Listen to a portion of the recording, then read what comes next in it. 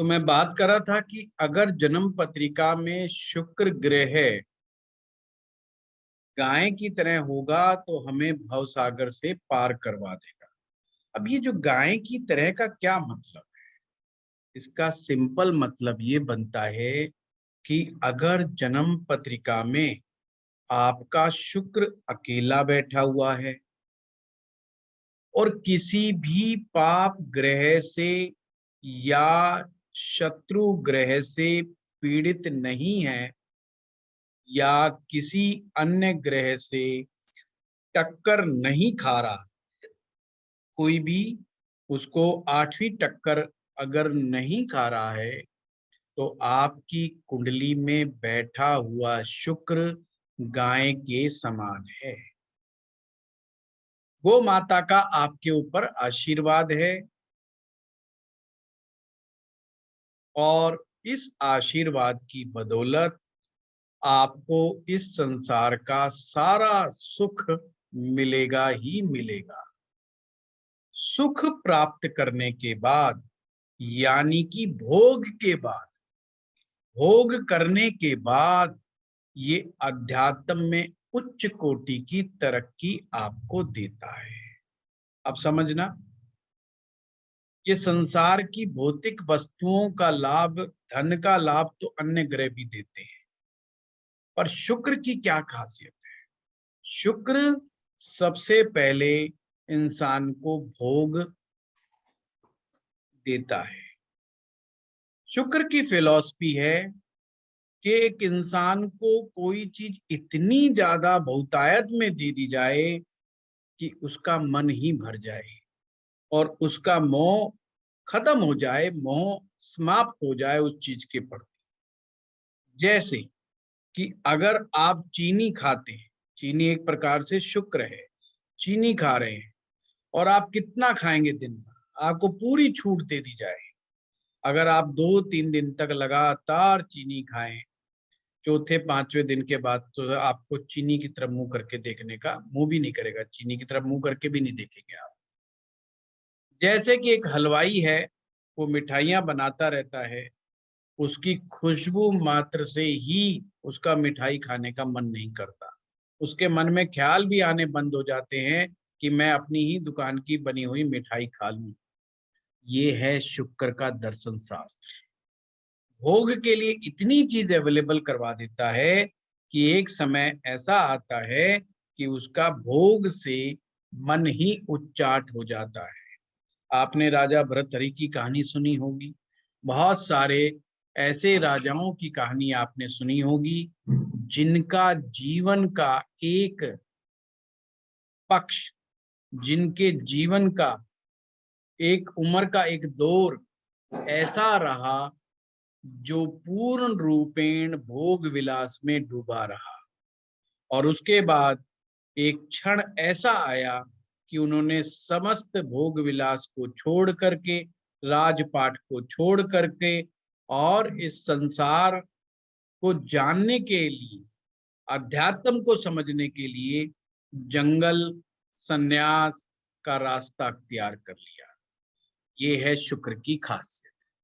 पर शुक्र जितना शुद्ध होगा, वो पूर्ण त्याग, ऐसा त्यागी सन्यासी कभी नहीं होगा कि जो लोग कपड़े छोड़ करके बैठ जाते हैं, भोजन त्याग करके बैठ जाते हैं, ऐसा सन्यासी नहीं बनेगा। वो अगर सन्यासी भी बनेगा तो बहुत आराम से रहेगा, उसका जीने का एक सलीका होगा, एक काम करने का एक तरीका होगा। ऐसा नहीं कि वो त्यागी हो जाएगा, पूर्ण त्याग नहीं, पर अध्यात्म के उच्च शिखर वाले ज्ञान को प्राप्त बहुत अच्छे तरीके से कर लेगा। ये केतु का दौर है। तो जवानी का जो दौर होता है, जवानी का जो दौर होता है, जिसमें इश्क और मोहब्बत दिमाग में उसकी आंखों को अंधा करके उसके जीवन में आते हैं, इसमें राहु का दुष्प्रभाव छिपा होता है। अब ये हम कैसे चेक करेंगे? अगर कुंडली के 1 से 6 भाव, कुंडली के पहले भाव से छठे भाव तक अगर शुक्र कहीं पर बैठा है, यानी कुंडली के 1 से 6 भाव तक बैठा है, तो एक प्रकार से वो अपनी जवानी में भोग विलास की तरफ, इश्क और मोहब्बत की तरफ सबसे ज्यादा इंक्लाइंड होता है। और खाना नंबर 8 से लेकर के 12 तक अगर शुक्र बैठा है, तो उसमें केतु का प्रभाव माना जाएगा, यानी कि उसमें आध्यात्म को प्राप्त करने का शुरू से ही विशेष रुझान रहता है। सर अब 8 इसका से 12 तक या सर 7 से 12 तक? 8 से 12, आप 7वां बैठ तो रहेगा। उसका अपना घर है। हाँ, जी 8 से 12। जी सर। अध्यात्म के अंदर 8 से 12 विशेष तरीके से वो करता है। अब आप कहेंगे कि इसका क्या मतलब?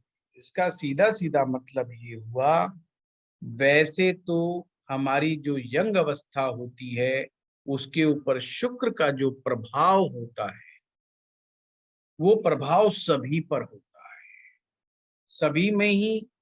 दूसरी तरफ अट्रैक्शन होता है, भोग विलास की चीजें उसको अट्रैक्ट करती हैं, कंफर्ट जोन में वो रहना चाहता है, लाइफ को पूरी तरीके से एंजॉय करना चाहता है।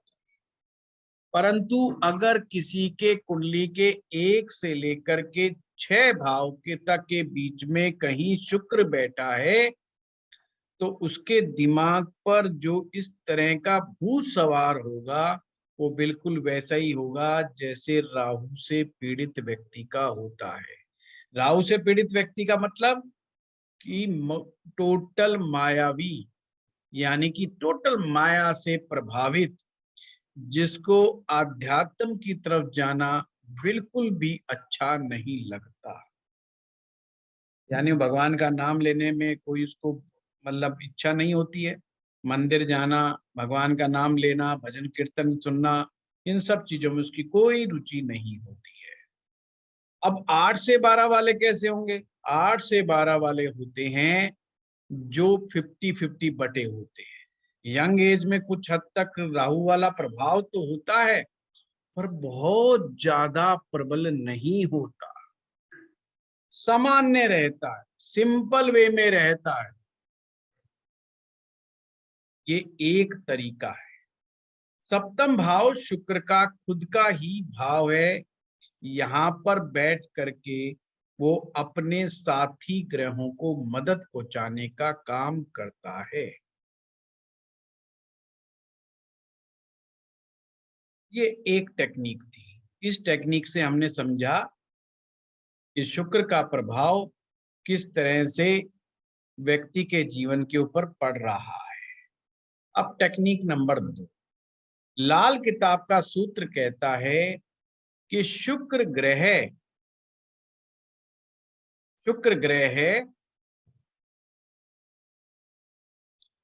बुध ग्रह से आगे होना चाहिए। शुक्र ग्रह बुध ग्रह से आगे होना चाहिए, तो शुक्र को उम्दा माना जाएगा, यानी कि शुक्र को अच्छा माना जाएगा।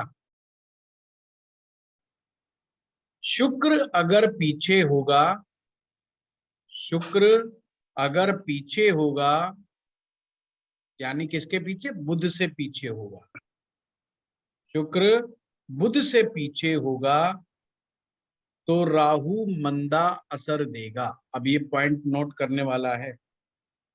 कई बार हमें कंफ्यूजन हो जाता है कि भाई ये तो बता दिया कि शुक्र बुध से आगे होना चाहिए, पर अगर शुक्र बुध से पीछे हो जाए तो इसका क्या असर माने? तो इसका असर मानना है कि राहु मंदा हो जाएगा।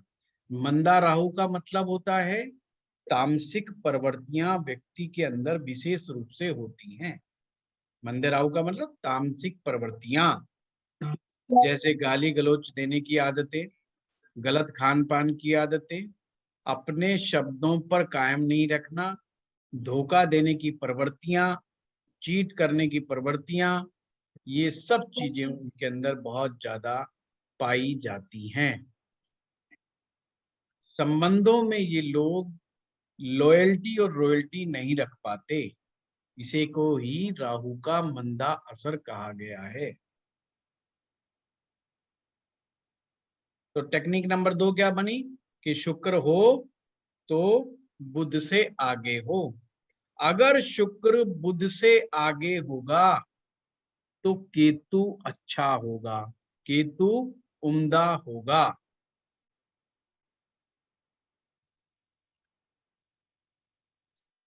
और यहाँ पर के दो भाग हो गए।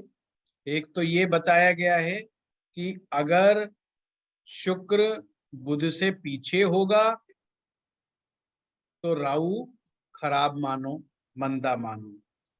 अगर शुक्र बुध से आगे होगा तो केतु अच्छा मानो। केतु अच्छा का तात्पर्य यहाँ पर यह है जबान का पक्का, मालिक का वफादार। मालिक का वफादार, केतु को कुत्ता भी कहा गया है, यानी कि कुत्ते की तरह उसे दरवेश कहा गया है।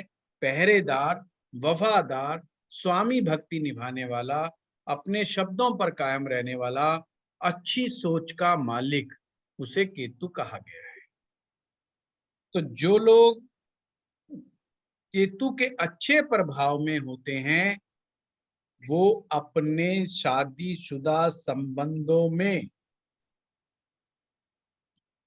गड़बड़ियां नहीं करते। इसको रूल मत मान लेना, इसमें एक क्लॉज भी है मिक्स। इस नियम को केवल चंद्र तोड़ेगा। इस नियम को केवल चंद्र तोड़ेगा। कौन सा चंद्र? खराब चंद्रमा। कि ऐसा सर नहीं है। आपने जो लास्ट बोला एक बार रिपीट कर दीजिए ना, छूट गया थोड़ा सा। कहाँ से छूटा है वो बताइए मुझे थोड़ा। वो वो ये किया ना आपने, बोला ना वीनस अच्छा होगा तो केतु अच्छा रिजल्ट देगा, उसके बाद अच्छा आपने अच्छा, क्या मैं बोला? दोबारा बता देता हूँ। वीनस अच्छा होगा तो केतु अच्छा होगा ये नहीं बोला मैंने, मैं दोबारा बताता हूँ। उंदा होगा केतु। मैंने ये बोला है अगर शुक्र बुध ग्रह से आगे होगा, हाँ यानी हाँ, वो सब भाव लिख के गया। अंदर आगे होगा, हम्म तो केतु उम्दा होगा, यानी केतु हम्म ग्रह अच्छा होगा। हम्म केतु अच्छा का मतलब वो रिलेशनशिप के अंदर अपनी रॉयल्टी और हम्म लॉयल्टी दोनों को कायम करके रखेगा। पर यहाँ पर शर्त एक है कि इस चीज को खराब कौन कर सकता है? चंद्रमा इस चीज को बिगाड़ सकता है। यानी कि अगर खराब चंद्रमा होगा तो वो ऐसे शुक्र को भी खराब करने की ताकत रखता है।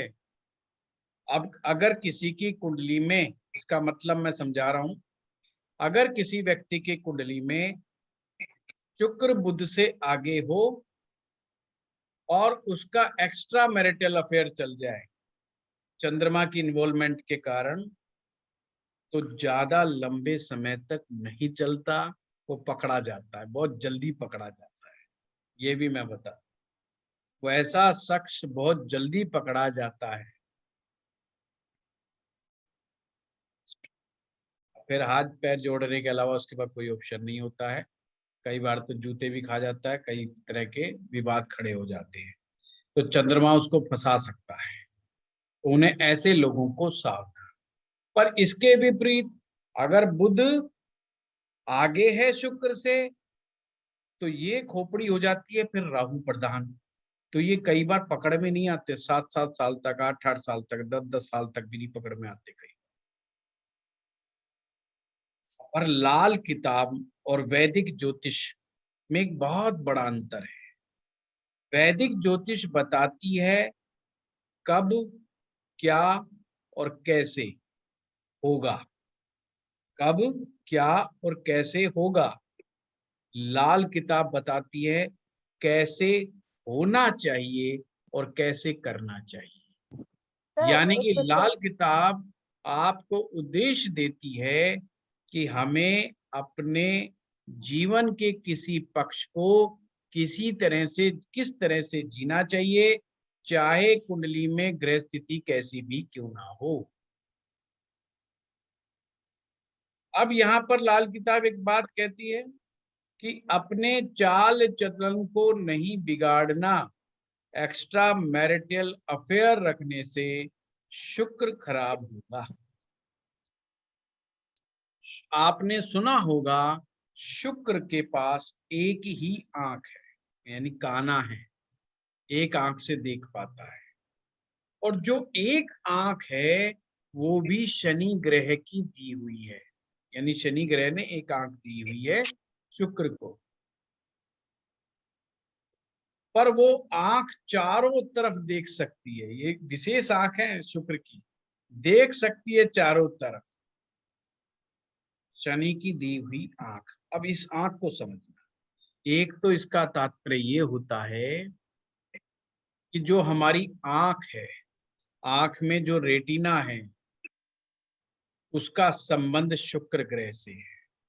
तो जिन लोगों की आंखें खराब हो जाती हैं, रोशनी चली जाती है, रेटिना से रिलेटेड तकलीफ बीमारियां हो जाती हैं, वो शुक्र ग्रह के दुष्प्रभाव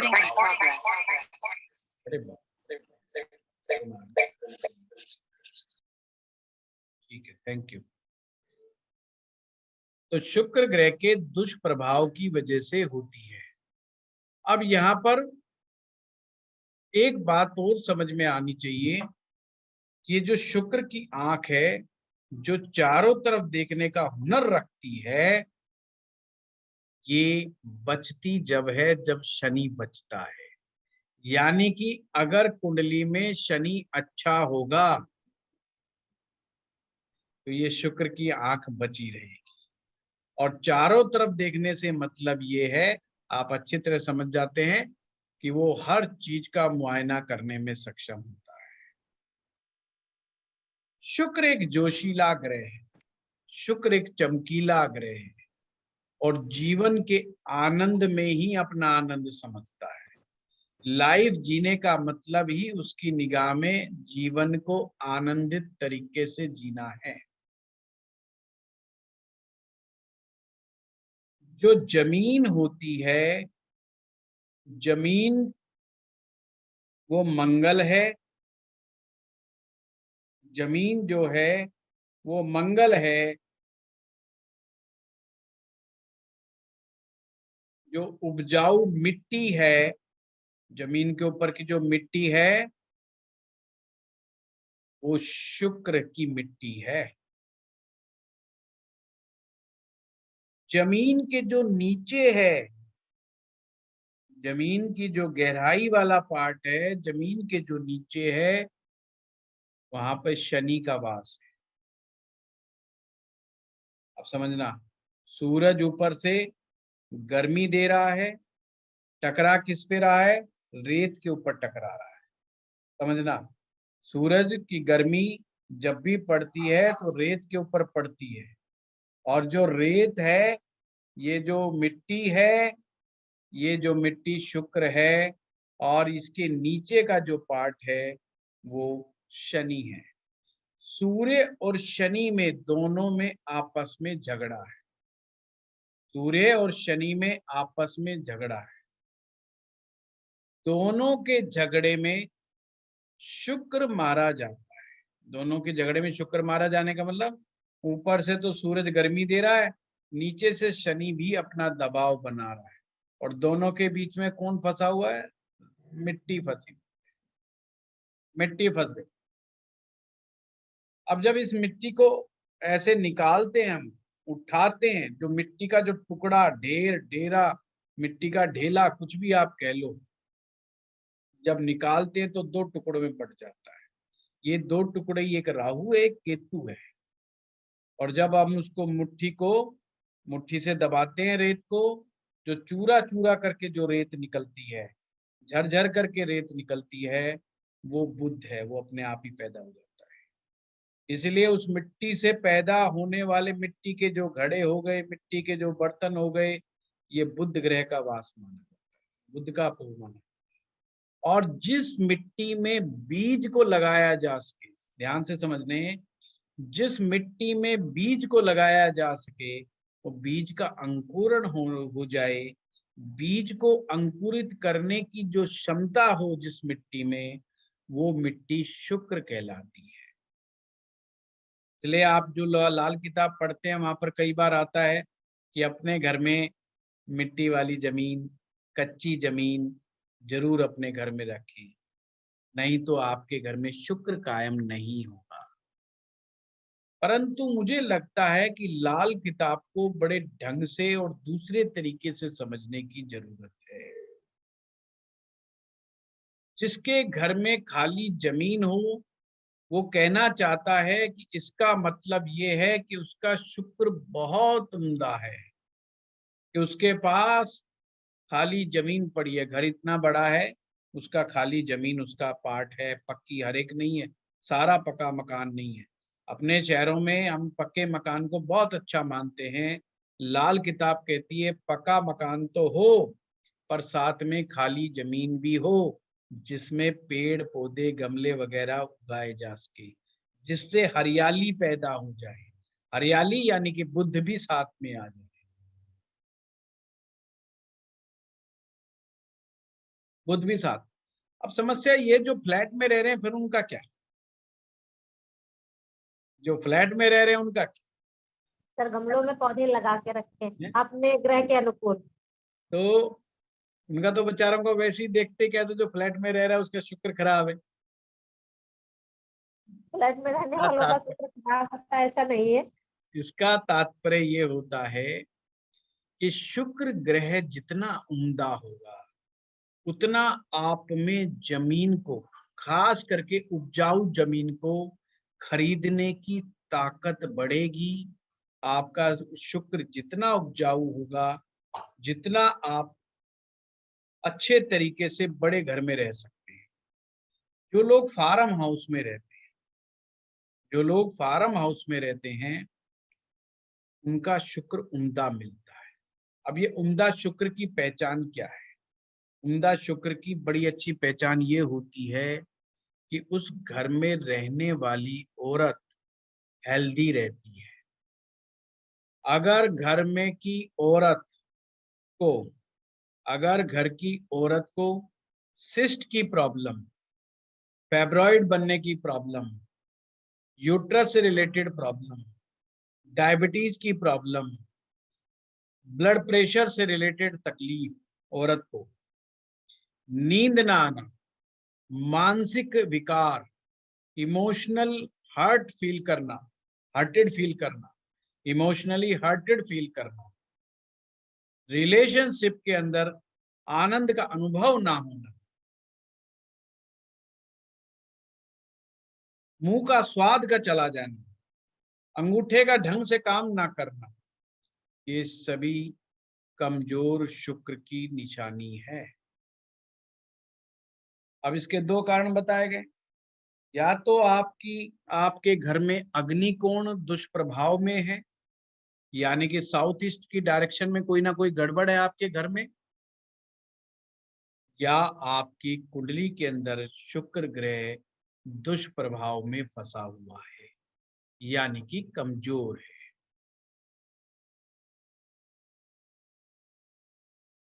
और अक्सर महिलाओं को सबसे ज्यादा प्रॉब्लम हार्मोन से रिलेटेड, पीसीओडी से रिलेटेड, ये शहरों में पक्के घरों में रहने वालों में ज्यादा पाई जाती है।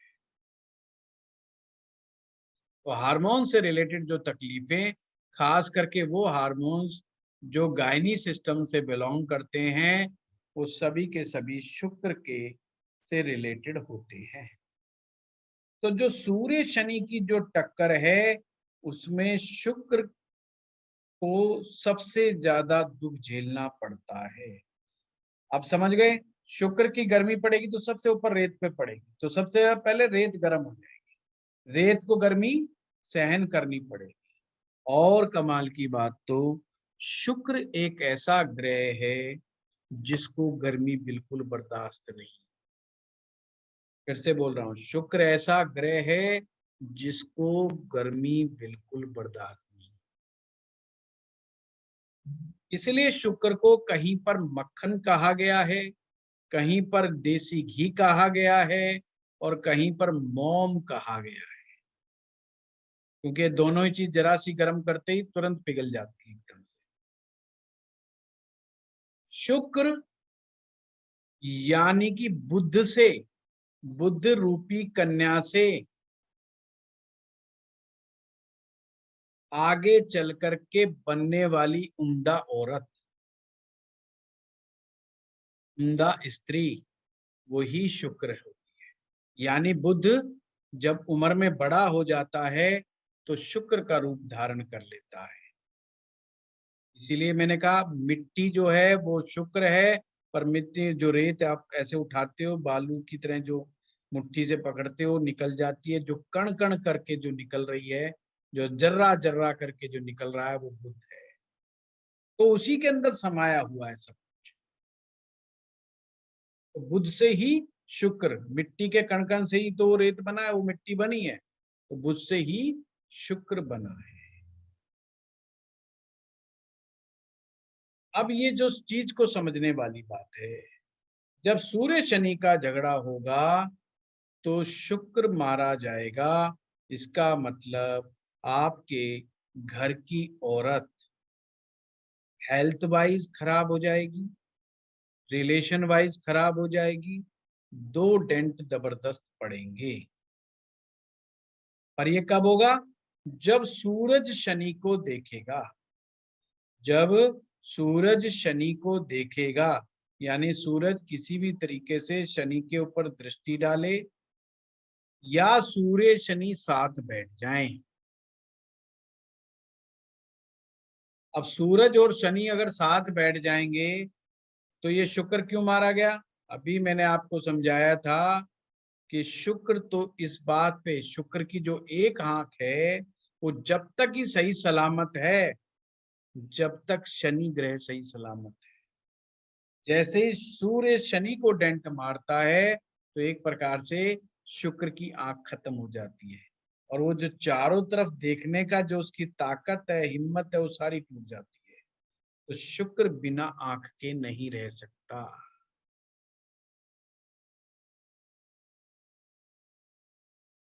आपको पता है आकर्षण के जो प्रतिबिंब होते हैं उसमें आंखों का बहुत बड़ा रोल है। और ये जो हमारे सारे बॉलीवुड वाले थे ना, ये सारे के सारे ना ज्योतिषाचार्य हैं, इनको ज्योतिष के सूत्र पता है?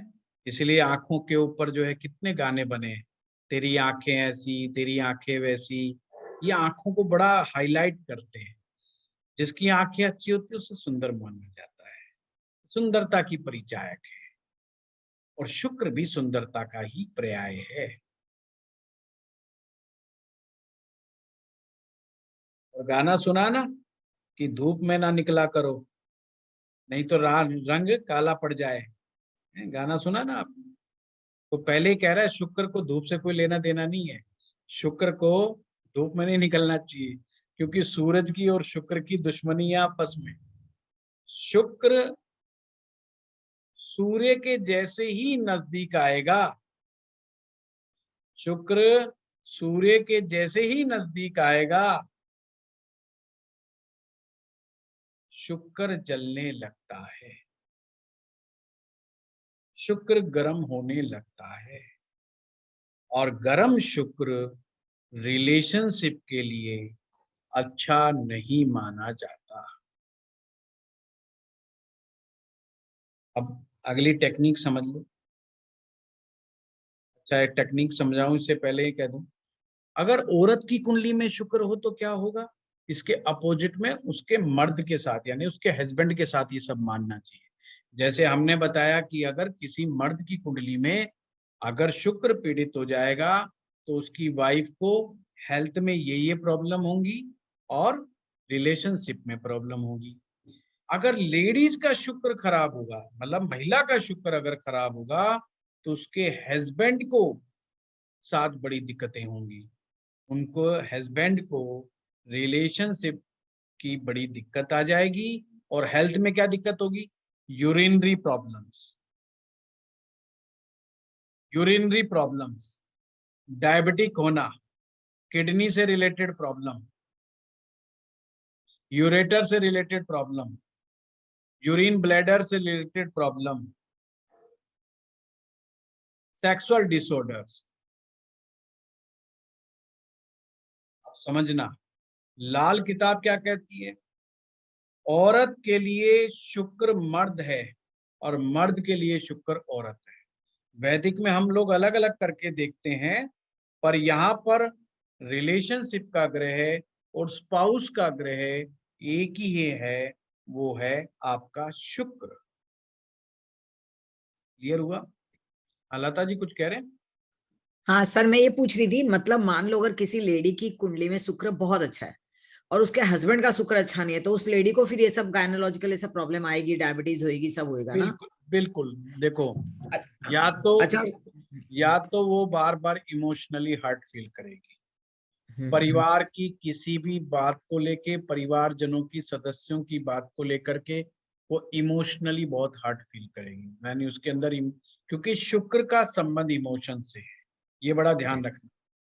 वो हमारे भावनात्मक संबंधों की कहानी को कहता है। हम बार बार कह जरूर देते हैं कि शुक्र ऐश्वर्य का कारक है, बेसिकली शुक्र लिविंग रिलेशंस का कारक है। संबंधों, इंसान का इंसान के साथ संबंध, इंसान का इंसान के साथ भावनात्मक संबंध शुक्र है। अगर आपको किसी के साथ बातचीत करके या उसके साथ होने से आनंद की अनुभूति है, वो आनंद जो है वो शुक्र है। चाहे वो किसी से भी है, चाहे आप अपने मित्र से बात कर रहे हैं, चाहे अपने रिश्तेदार से बात करें, किसी से भी, जब भी आपके किसी अन्य के होने से, उसके होने मात्र से भावनात्मक मजबूती मिले, भावनात्मक खुशियां मिले, वो ही शुक्र की लग्जरी है। जब आप हंसी से, खुशी से जीवन को व्यतीत करें, आनंद से व्यतीत करें और बार बार मुंह से निकले वाह क्या बात, मजा आ गया, यही जीवन का शुक्र है और यही जीवन का ऐश्वर्य है। ठीक है? तो सर अब जो सेवेंथ का जो शुक्र है, सर सेवेंथ का जो शुक्र है, वो राहु और केतु दोनों है कि कैसे मानेंगे उसको? शुक्र तो कहीं भी बैठा है, वो बना ही राहु केतु से है। नहीं, वो आपने बोला जैसे 1 से 6 वाला है वो राहु प्रोमिनेंट है और 8 से 12 वाला नहीं केतु नहीं, प्रोमिनेंट। मतलब समझो आप, ये दार्शनिक बात थी, थोड़ा सा मैं बता दूं। इसका मतलब ये नहीं कि वो उसमें शो राहु आगे, राहु केतु तो शुक्र कहीं भी बैठा है, वो बना ही दो टुकड़ों से, उसको अलग करके नहीं देखा जा सकता। पहली बात तो मैं आप लोगों को क्लियर कर दूं। हाँ। ये चीज कब काम आएगी? जब आप रेमेडी करेंगे। अच्छा। मैंने बताया था 1 से 6 तक जब शुक्र होगा तो उसकी जवानी इस तरह की होगी, उसकी जवानी में भूत सवार होगा, प्रेम का, मोहब्बत का, आशिकी का, और उसको कुछ नहीं सूझेगा। कुछ नहीं सूझेगा मतलब समझ लो आप, ऐसा व्यक्ति को दिमाग में ऊंच नीच, गरीब अमीर कुछ समझ में नहीं आएगा। उसको सब मतलब होगा रिलेशन बनाने से, मोहब्बत से, जिसे लाल किताब अंधी मोहब्बत कहती है, कि वो कहीं पर भी जाकर के रिलेशन बनाने के लिए आतुर रहेगा, क्वालिटी कॉन्शियस नहीं होगा। राहु बेसिकली क्वालिटी कॉन्शियस नहीं है। वो कहीं पर जहां उसका मन लग गया, वो संबंध जायज है कि नाजायज है, उस बात की परवाह नहीं करेगा। इसीलिए इस बात को राहु जैसा कहा गया है। अच्छा। इसीलिए समझाने का एक तरीका है कि लाल किताब का अपना वे है। एक्चुअली में लाल किताब बहुत डेप्थफुल है और इसको है ना, ये 45 दिन 50 दिन में पूरी होने वाली 2-3 साल का सिलेबस है कि एक एक श्लोक को डिकोड किया जाए। पर राहु प्रधान जनता है तो बहुत ज्यादा पेशेंस नहीं है, तो उसमें करना बड़ा टफ है। It's very tough. एक तो सारे ज्ञानी हैं और ऊपर से फिर बड़ा भारी समस्या आ जाती है। पर मेरा जो मानना ये है कि इसमें it will take long time. जैसे मैंने एक शब्द कह दिया, इसी में हम लोग कंफ्यूज हो रहे हैं। हमें कंफ्यूज नहीं होना, ये उसके समझाने का तरीका है। 8 से 12 इसका सीधा सीधा मतलब है कि अब उसकी जवानी बूढ़े जैसी है। बूढ़े जैसी जवानी का मतलब क्या है? दूसरों तो को उसका। नसीहत देने वाला, ना ना, दूसरों को अच्छा। नसीहत देने वाला। अच्छा। वो लोग जो कहें लव मैरिज अच्छी नहीं है। क्यों अच्छी नहीं है? क्योंकि उन्होंने नहीं की। करेक्ट। समझ रहे हो बात? ये इश्क मोहब्बत बहुत खराब चीज है, इससे जीवन खराब होता है। क्यों होता है? क्योंकि उनका हुआ नहीं, हुआ तो कभी चला नहीं। बूढ़ों की तरह नसीहत देने वाला, जो काम खुद नहीं कर पाया जीवन में उसका विरोध कर देना। आपने मर्सिडीज क्यों रखी हुई है? मर्सिडीज तो 6 एवरेज देती है। जो है 6 की एवरेज देती है, 6 किलोमीटर में 1 लीटर फूक देती है। हिंदुस्तान में तो तेल ये भाव हो गया, ये तो बकवास है। एक छोटी गाड़ी ले लो, वो 30 किलोमीटर चलती है 1 लीटर में, कितनी बढ़िया गाड़ी है अगर लेना ही है तो। वो चीज कर रहे हैं। क्यों नहीं कर रहे? क्योंकि मर्सिडीज लेने की हिम्मत उसके पास नहीं है, इसलिए वो दूसरों को सलाह मशवरा भी दे रहा है, और अपनी जवानी के अंदर जो काम वो खुद नहीं कर पाया उस काम का विरोध भी कर रहा है, करना भी चाह रहा है। करना ऐसा नहीं, करना नहीं चाह रहा, करना चाह रहा है, पर होने की हिम्मत नहीं है। इसलिए क्या करता है, थक हार करके आध्यात्मिक हो जाता है। वो कहता है यार और तो कुछ बस की बात नहीं है, जाकर के आध्यात्मिक हो जाओ, कोई राम नाम जप लो, कोई ध्यान में चले जाओ, कोई सुनील वशिष्ठ जी का प्रवचन सुन लो। तो कुछ इस तरह का केतु वाला प्रभाव, उसे केतु वाला प्रभाव कह दिया गया। इसका मतलब ये नहीं कि साधु हो जाएगा या भग जाएगा, गांव में भग जाएगा या जंगल में भाग जाएगा, इसका मायने ये नहीं है। सातवें का बैठने का मतलब ये स्पेशल केस हो गया, इस सब दोनों से अलग कर दिया कि उनको बिल्कुल बीचों बीच बैठ गया सब। वो घर गृहस्थी की चक्की बन के बैठा हुआ है। उसके साथ बुध है, शुक्र के साथ बुध है। अभी समझाया, बुध तो अलग है ही नहीं शुक्र से, वो तो वो रेत ही है। बुध से ही शुक्र बना, बुध से शुक्र बना, रेत का कण कण मिलकर के रेत का पूरा टुकड़ा बन गया, टुकड़ा बन गया। उसमें राहु भी इन्वॉल्व है, उसमें केतु भी इन्वॉल्व है। यानी कि घर गृहस्थी के क्या कहते हैं ना, घर गृहस्थी के सारों पल्ले कीचड़ के अंदर। कि घर गृहस्थी में रहना कीचड़ में कमल के समान होता है, कि जैसे कमल कीचड़ में खिलता है, ऐसे घर गृहस्थी का जो जीवन होता है ये कीचड़ में खिलने के कमल के पुष्प के समान होता है। उसको सप्तम भाव से कहा गया है। ये बुध और शुक्र की निहायत आवश्यकता है। अब वहां पर घर गृहस्थी को चलाने के लिए इंसान को राहु का साथ लेना पड़ता है। लेना पड़ता है कि नहीं लेना पड़ता? अब घर गृहस्थी वाला होगा बेचारा, पैसे बेईमानी से भी कमाएगा, थोड़ा झूठ भी बोल लाएगा, थोड़े को कुछ का कुछ भी करेगा, भाग दौड़ भी ज्यादा करेगा। जितनी टेंशन, जितना तनाव, कितना वो रिस्क झेलता है, कितना बड़ा फटीक पालता है वो, ये सब राहु ही तो है जो उसको घर गृहस्थी को दौड़ा रहा है खाम खाई बेमतलब। इसलिए सप्तम भाव को माया का घर कहा है। माया का घर का मतलब राहु का घर, समझो बात को। माया का घर का मतलब राहु माया है, सप्तम भाव माया है, यानी कि माया का घर।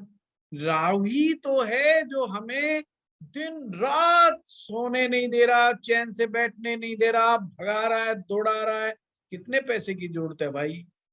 हमें ज्यादा पैसे की जरूरत नहीं है अकेले आदमी को। आदमी जो मर्द है वो कमा रहा है अपने परिवार के लिए, वो अपना स्वास्थ्य बिगाड़ रहा है परिवार के लिए, सब कुछ दांव पे लगा रहा है परिवार के लिए। परिवार में सप्तम भाव, जहां पर उसको एक साथी मिला, जैसे ही उसको कोई साथी मिला उसने अपनी आइडेंटिटी खो दी। ध्यान से समझना, सप्तम भाव में पति नहीं मिलता, सप्तम भाव में पत्नी नहीं मिलती, ये वहम है। वहां कुछ नहीं मिलता, वो तो कॉन्ट्रैक्ट है दो लोगों का मिलने का, कि भाई आज से तू भी दौड़ लगाएगा 100 की स्पीड से, आज से मैं भी दौड़ लगाऊंगी 100 की स्पीड से। अभी तक तो मौज ले रहे थे, घर में घुसते थे, मम्मी पूछती थी, पापा पूछते थे बेटा क्या हाल है। आज से कोई मतलब नहीं है, आज से सब दौड़ लगाओ बारी बारी। तो दोनों लोग दौड़ लगा रहे हैं, ये सप्तम भाव है। सप्तम भाव एक कॉन्ट्रैक्ट है, जिस कॉन्ट्रैक्ट के तहत आपको साथ साथ मिलकर के काम करना है। किसके लिए काम करना है? गुरु के लिए। गुरु का मतलब बच्चों के लिए, औलाद के लिए। केतु के लिए, गुरु के लिए, केतु के लिए, यानी औलाद के सुख के लिए दोनों ने मिलकर के भागा दौड़ी करनी है। पति और पत्नी कहाँ मिलते हैं? 12वें भाव में, जहां पर शुक्र उच्च के हैं। शुक्र अपना रोल तो दिखाएगा, वो तो 12वें में दिखाएगा, जो अपना असर दिखाएगा वो 12वें में दिखाएगा।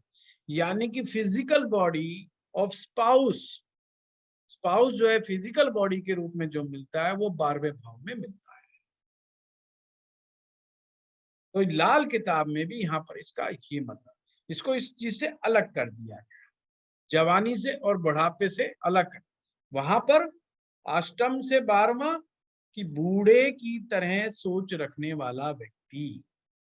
बूढ़ा आदमी क्या कहेगा, ठीक है भाई ब्याह शादी करो पर थोड़ा बैलेंस में रहो, ये मतलब थोड़ी ना उछलते कूदते फिरोगे, सबके ब्याह होते हैं, सबके शादी होते हैं, हमारे भी हुए थे। वो ऐसे ही कहेंगे ना, तुम्हारे कौन सा राम जी लग गए, तुम्हारे कौन सा पंख लग गए, शांति बना के रखो भाई, हल्ला मत मचाओ, शोर मत मचाओ। नसीहत है दोनों में। अब ये बूढ़े आदमी का मतलब वो बूढ़ा आदमी नहीं जो 70 साल का हो गया, 80 साल का हो गया, वो जो बात कर रहे हैं, नहीं, ये एक सोच है, एक माइंड सेट है, एक माइंड सोच है ना। तो 8वें से 12वां वाला जिसका शुक्र होगा वो कहेगा प्रेम दर्शन का विषय है, प्रदर्शन का विषय नहीं है। और जिसका 1 से 6 बैठा होगा वो कहेगा दुनिया कहे सो कहे, हम तो प्यार करेंगे खुल्लम। तो वो बस एक लाइन के अंदर इस चीज को समझना है। जो लोग दिखा के राजी हैं वो 1 से 6 वाली कैटेगरी में है, जो दिखाएंगे बढ़ चढ़ करके बताते हैं। आपने कुछ लोग देखे होंगे जो अपने प्रेम संबंधों को झूठे सच्चे किस्से बना बना के पेश करते हैं, और लड़कों में ये आदत ज्यादा होती है, लड़कों में ये आदत ज्यादा होती है। ये 1 से 6 तक की कहानी वाले होते हैं, 8 से 12 वालों का यह तो होता नहीं है, और हो भी जाए वो फिर बढ़ चढ़ के बताते नहीं है, वो छुपा छुपू के बैठे रहते हैं। देखो कितनी अच्छी टेक्निक आपको मैंने लाल किताब से बता दी, तो बड़े आराम से इसको स्पष्ट रूप से देखना है। अब अगली टेक्निक, क्या टेक्निक कहती है भाई, टेक्निक कह रही है कि भाई अगर इसके साथ कोई भी गर्म प्रकृति का ग्रह बैठ गया शुक्र के साथ, तो जीवन साथी बड़ा गुस्से वाला होगा, लड़ाई झगड़े वाला होगा।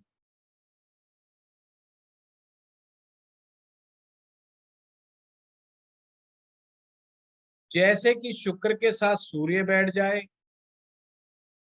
शुक्र के साथ मंगल बैठ जाए, शुक्र के साथ केतु बैठ जाए, ये 3 ग्रह गर्म प्रकृति के ग्रह हैं।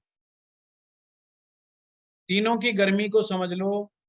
सूरज की गर्मी बड़ी पॉजिटिव है, हमारे लिए बहुत जरूरी है सूरज की गर्मी। मंगल की आग ये बड़ी विध्वंसक है, गड़बड़ है।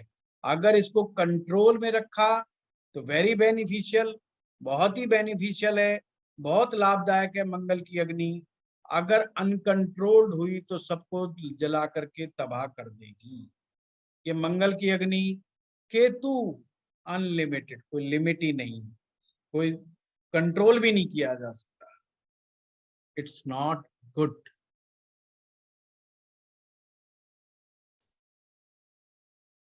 यानी कि शुक्र के साथ सूर्य बैठ जाए तो शुक्र जला हुआ माना जाएगा, शुक्र के साथ मंगल बैठ जाए, अब यहाँ कंट्रोल लगाना जरूरी है। अगर यहाँ कंट्रोल सिस्टम नहीं मिला तो ये चीज को खराब कर देगा, और अगर केतु बैठ गया तो मामला ही गड़बड़ है। अब हम इस चीज को कैसे समझेंगे, what is meaning of the control. यहाँ पर लाल किताब क्या समझा रही है, ये टेक्निक बहुत अच्छी टेक्निक है। आपने पढ़ा होगा कि शुक्र मंगल की युति एक आकर्षण का योग है, एक्स्ट्रा मैरिटल अफेयर का योग है, आपने तमाम जगह ये सुना होगा। पर ये कुछ लोगों के साथ नहीं घटना घटती। कुछ लोग कहेंगे जी हमारा भी मंगल शुक्र है, कुछ भी नहीं हुआ, ऐसा कुछ बात ही नहीं है। तो आप कंफ्यूज हो जाते हैं यार क्या है। और कुछ लोग तो आपके बड़े करीबी होते हैं, आप कहते हैं सुनी सुनाई बात क्या करूं, इसको तो मैं दिन रात देखता हूँ, ये तो बेचारा सिंपल ही आदमी है, तो इसके साथ तो कुछ ऐसा है ही नहीं। तो फिर ये मंगल शुक्र का चक्कर क्या है। लाल किताब, मैं हमेशा कहता हूँ लाल किताब में बहुत इजी टेक्निक्स होती है, इसलिए लाल किताब बहुत फेमस है।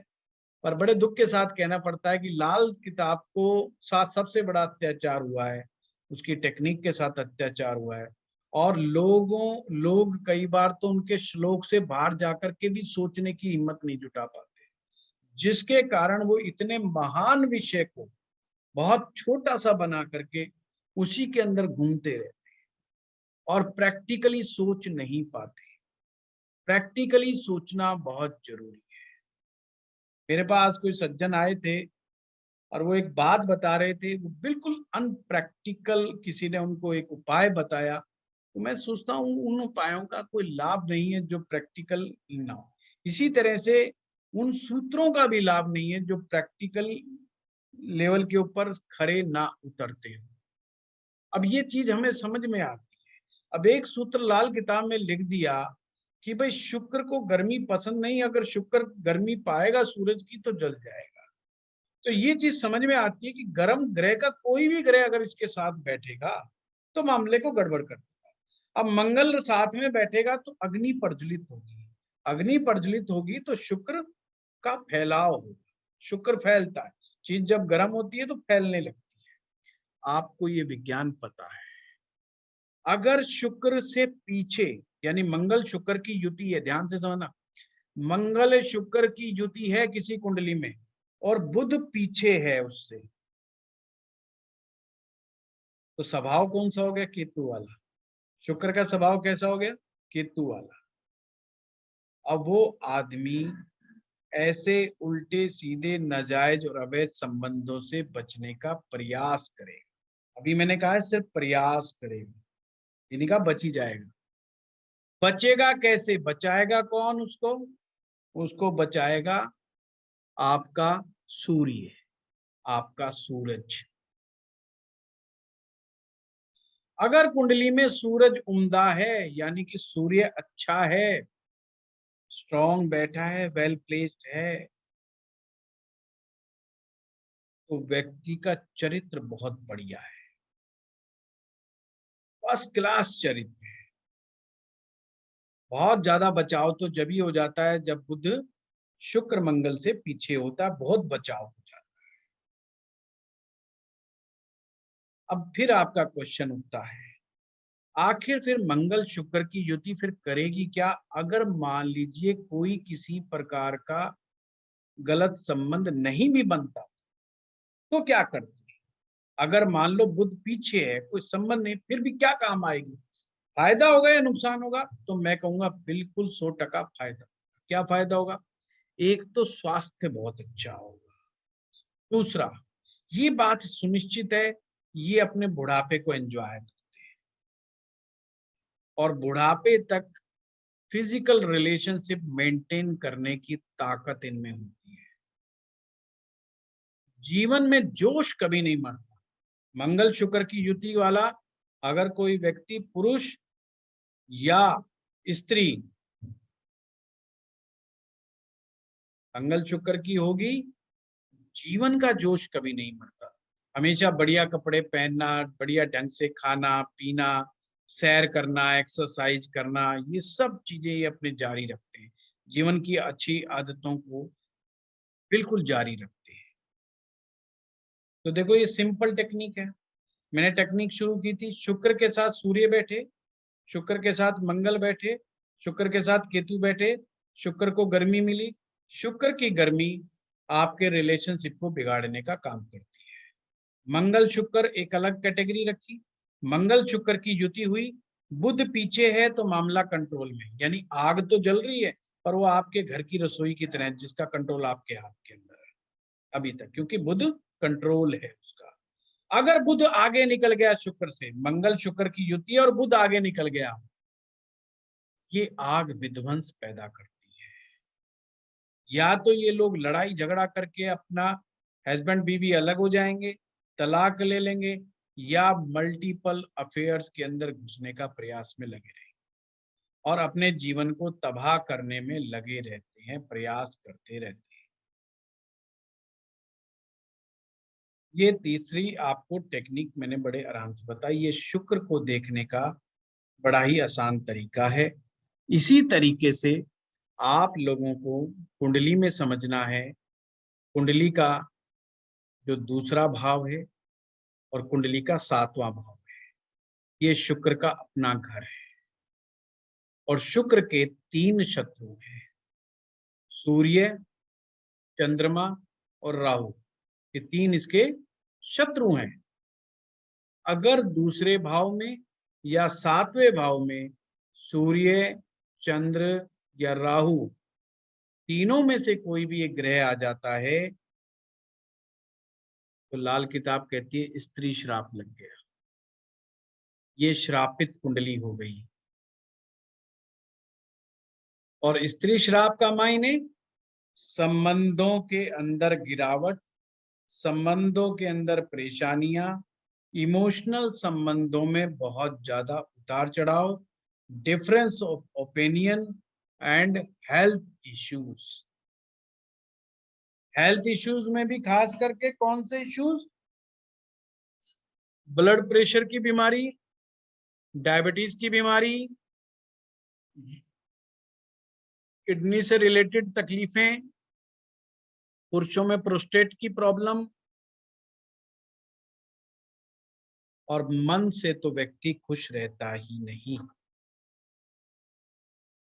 चिड़चिड़ापन, उदासी, हताशा, निराशा, ये सभी शुक्र की कमजोरियों की निशानियां हैं।